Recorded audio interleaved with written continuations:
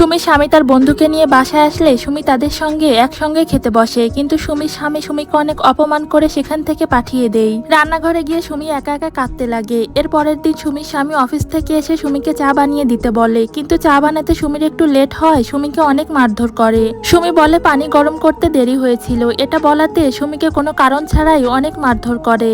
এভাবে চলতে চলতে সুমির এই সংসারটি ভেঙে যায়। সুমির যখন পরে আবারও বিয়ে হয়, সুমি তখন সেই সংসারে সবসময় ভয় থাকতো। নতুন এই সংসারে সুমি যদি তার স্বামীকে চা দিতে একটু লেট করতো, তখন সুমি নিজেই অনেক ভয় পেত। তার স্বামী কিছু তাকে না বললেও সুমি নিজে থেকেই অনেক ভয় পেত। সবসময় সুমিকে এরকম ভয় পেতে দেখে একদিন সুমির স্বামী তাকে জিজ্ঞেস করে, তুমি কেন এরকম ভয় পাও? সুমি তখন তার আগের স্বামীর করা ব্যবহারগুলো বলতে থাকে, যে বিনা কারণে তাকে সে কিভাবে মারধর করত। এ কারণে সে এখন সবসময় ভয়ে থাকে। ছেলেটি তখন সুমিকে বলে, আরে ওই পুরুষ তোমার সাথে এমন করেছে বলে যে আমিও এমন করব এমনটা তো নয়, আর সব পুরুষ একরকম হয় না।